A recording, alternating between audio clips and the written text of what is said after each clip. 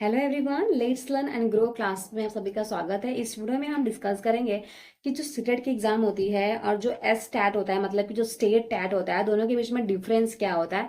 क्योंकि हम हमेशा सीटेट की एग्जाम भी देते हैं, पर बहुत सारे लोग ना टैट की एग्जाम देते नहीं, क्योंकि उनको ऐसा लगता है कि इसकी कोई इंपॉर्टेंस ही नहीं है। ठीक है, तो दोनों ही एग्जाम बहुत ज़्यादा इंपॉर्टेंट है। हम दोनों के डिफरेंस को जानेंगे इस वीडियो में कि सीटेट कितना ज़्यादा इंपॉर्टेंट है, कौन करवाता है, ठीक है, और स्टेट लेवल की कितनी इंपॉर्टेंस है और कौन इसको करवाता है, कितना दोनों में से कौन सबसे ज्यादा इंपॉर्टेंट है, ये सब हम जानेंगे। तो अंत तक वीडियो जरूर देख के जाइएगा। अगर वीडियो अच्छी लगेगी चैनल सब्सक्राइब भी कर लीजिएगा। चलिए स्टार्ट करते हैं। सीटेट की जो एग्जाम होती है ना, वो नेशनल लेवल पे होती है। ठीक है, जैसे कि आपने नाम तो आपको पता ही होगा, सेंट्रल टीचर एलिजिबिलिटी टेस्ट। मतलब ये सेंट्रल लेवल की एग्जाम होती है जिसमें टीचर का एलिजिबिलिटी टेस्ट किया जाता है कि कितने एलिजिबल है वो कि नहीं है। ठीक है, पास होना कंपलसरी है, जैसे कि आप जानते ही हैं। टैट का जो फुल फॉर्म होता है वो होता है टीचर एलिजिबिलिटी टेस्ट। तो ये जो टैट होता है, जो सीटेट होता है, ये होता है नेशनल लेवल पे। ठीक है, और जो टैट होता है वो स्टेट लेवल पे होता है। ठीक है, नेशनल लेवल की एग्जाम कौन सी है, जैसे कि आप जानती हैं, सीटेट। ठीक है, तो इसके जो एग्जाम होती है ये पूरे इंडिया में एक साथ होती है। ठीक है, और पूरे इंडिया में ये जो सीटेट है वो वैलिड है। ठीक है, बट जो एस टैट होता है, मतलब कि जो टैट होता है वो अलग अलग स्टेट में अलग अलग होता है। जैसे कि आपने एच टैट का नाम सुना होगा, जिसको बोलते हैं हरियाणा टैट। आपने जी टैट का नाम सुना होगा, जिसको बोलते हैं गुजरात टैट। इसके अलावा आपने MAHA महा टैट नाम सुना होगा, मतलब कि महाराष्ट्र टैट। HP नाम सुना होगा, हिमाचल प्रदेश टैट। तो हर एक स्टेट का अपना अपना टैट एग्जाम होता है। ठीक है, तो ये जो टैट एग्जाम, जो नेशनल एग्जाम होती है, ठीक है, सीटेट की जो एग्जाम होती है पूरे इंडिया में वैलिड होती है। अगर आपने सीटेट एग्जाम क्वालिफाई कर लिए तो आप इंडिया के किसी भी स्टेट में जाकर वहां का जो एग्जाम होता है वो देकर आप वहां पे भर्ती हो सकते हो। ठीक है, बट जो टैट है वो सिर्फ उसके स्टेट में ही वैलिड रहता है। ठीक है, ये ऑल ओवर इंडिया में वैलिड रहता है और ये सिर्फ स्टेट में ही वैलिड रहेगा। मतलब फॉर एग्जांपल मैं गुजरात में रहती हूँ, तो अगर मैंने गुजरात टैट पास किया है तो वो स्टैट की वैल्यू सिर्फ गुजरात में ही रहेगी। गुजरात में ही मुझे किसी भी गवर्नमेंट स्कूल में जॉब मिल जाएगा, बट दूसरे स्टेट में ये जो स्टेट टैट है वो वैलिड नहीं रहता है। ठीक है, इसके अलावा ये जो एग्जाम है उसको केंद्र सरकार द्वारा आयोजित की जाती है। ठीक है, कौन हैंडल करता है इसको, सेंट्रल गवर्नमेंट। ठीक है, और इसको कौन करवाएगा, स्टेट गवर्नमेंट। ये जो एग्जाम होती है सेंट्रल गवर्नमेंट के थ्रू होती है, और ये जो होती है ये इसको स्टेट गवर्नमेंट करवाता है। और यहाँ पे आपको सेंट्रल गवर्नमेंट की जो स्कूल्स होती है, जैसे कि KVS हो गया, है ना, केंद्रीय विद्यालय हो गया, और सेंट्रल लेवल की जो भी स्कूल होगी इसके NVS हो गया। ठीक है, ऐसे स्कूल्स में आपको जॉब यहाँ पर मिलेगी सेंट्रल टीचर एलिजिबिलिटी टेस्ट ये एग्जाम पास करने के बाद। बट अगर आप टैट पास करते हैं तो आपको उसी राज्य के सरकारी स्कूल में जॉब मिलेगी, मतलब कि स्टेट गवर्नमेंट स्कूल में आपको जॉब मिलेगी। बट यहाँ पे आपको सेंट्रल गवर्नमेंट की जो स्कूल है उसमें जॉब मिलेगी। ठीक है, बट सेंट्रल ऐसा नहीं कि आपने सिर्फ सीटेट पास कर लिया और आपको जॉब मिल जाएगी। आपको KVS भी क्लियर करना पड़ेगा, बट KVS क्लियर करने से पहले सीटेट क्लियर करना कंपलसरी होता है। ठीक है, आपने टैट पास कर लिया है तो आप KVS के लिए अप्लाई नहीं कर सकते हैं, क्योंकि टैट जो है वो सिर्फ उस स्टेट के लिए ही वैलिड है जहां के आप हो। ठीक है, पर अगर आप सीटेट क्वालिफाई करते हो तो फिर आप KVS के एग्जाम के लिए अप्लाई हो जाए, एलिजिबल हो जाएंगे NVS के लिए। ठीक है, इसके बाद जो अभी एकलव्य आया है उसमें भी आप एलिजिबल हो जाएंगे, जो आर्मी के स्कूल्स होते हैं उसके लिए भी एलिजिबल हो जाएंगे।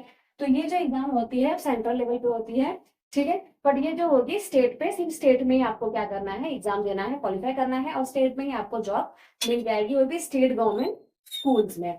ठीक है, बट यहाँ पे आपको सेंट्रल गवर्नमेंट स्कूल्स में जॉब मिलेगी। ठीक है, सेंट्रल टीचर एलिजिबिलिटी टेस्ट, ये जो है ना, इसको क्वालिफाई करने के लिए कोई भी एज लिमिट नहीं है। आपने देखा होगा सीटेट जो है आप 30 साल तक दे सकते हो, 35 के हो तो भी दे सकते हो, 40 के हो तो भी दे सकते हो। ठीक है, तो यहाँ पर एज लिमिट नहीं है।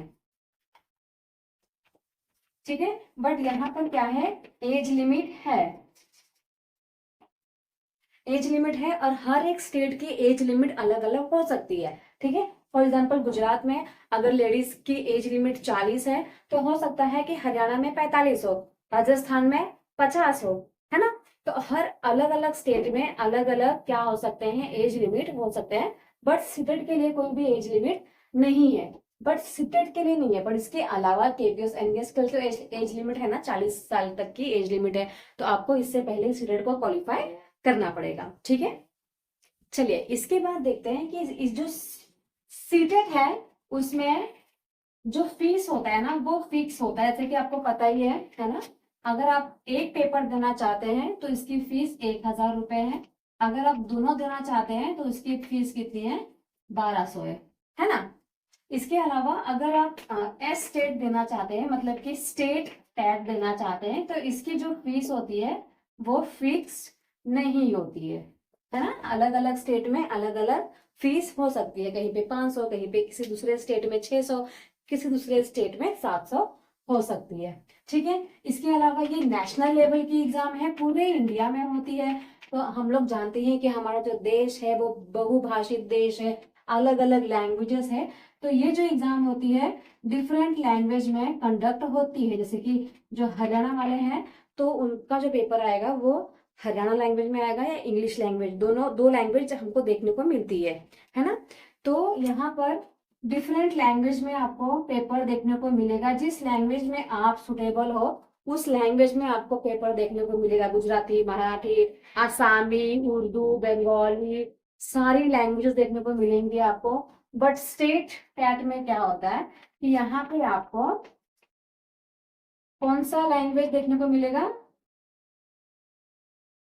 जो यहाँ का लैंग्वेज है वो राज्य भाषा में पेपर आता है। जैसे मैं गुजरात की हूँ और मैं गुजरात टैग दे रही हूँ तो पेपर किस में आएगा, गुजराती में आएगा। ठीक है, तो ऐसे ही अलग अलग स्टेट के जो पेपर होते हैं वो अपने अपने अलग अलग राज्य की भाषा में ही पेपर आते हैं। ठीक है, उसमें आपको हिंदी देखने को मिलेगा, इंग्लिश देखने को मिलेगा, बट जो राज्य भाषा है वो भी देखने को मिलेगा और पेपर भी पूरा गुजराती में ही आता है। मैंने एक बार दिया था, मुझे कुछ समझ में नहीं आ रहा था कि पूरा पेपर गुजराती में दिया है। अब मुझे मतलब नॉलेज भी नहीं था कि पेपर भी जो स्टेट है उसके लैंग्वेज पे ही आता है। ठीक है, तो ये बात जानना बहुत ज्यादा जरूरी है कि अगर आप स्टेट टैग देने जा रहे हैं तो जो पेपर है वो स्टेट लैंग्वेज के लैंग्वेज में ही आएगा, हिंदी में नहीं और इंग्लिश में भी नहीं आएगा। ठीक है, अगर आप रह रहे हैं गुजरात में तो गुजराती में आएगा। ठीक है, महाराष्ट्र में रहे तो मराठी में पेपर आएगा। तो इस प्रकार से पेपर आता है। तो ये कुछ पॉइंट है सीटेट और टैट में। आई होप आपके क्लियर हो गए होंगे। एक बार हम लोग क्या कर लेते हैं, क्लियर कर लेते हैं। तो ये नेशनल लेवल की एग्जाम होती है, पूरे इंडिया में होती है। कौन करवाता है, सेंट्रल गवर्नमेंट इसको एग्जाम को करवाती है। और जो सीटेट है वो क्लियर होने के बाद आपको जॉब भी सेंट्रल स्कूल्स में ही मिलती है। ठीक है, इसका जो फीस होता है वो 1000 रुपया, 1200 होता है। ठीक है, कोई भी एज लिमिट नहीं है इसमें। ओके, और इसमें स्टेट टेट में क्या होता है कि जो पेपर है वो आपको राज्य भाषा में नजर आएगा। एज लिमिट इसमें अलग अलग स्टेट में अलग अलग एज लिमिट हो सकती है, जो फीस है वो अलग अलग देखने को मिल सकती है। ठीक है, तो ये है दोनों में डिफरेंस। आई होप आपको समझ में आया होगा। वीडियो अच्छा लगा चैनल को सब्सक्राइब कर लीजिएगा, लाइक कमेंट शेयर जरूर कीजिएगा। थैंक यू, मिलते हैं नेक्स्ट क्लास में।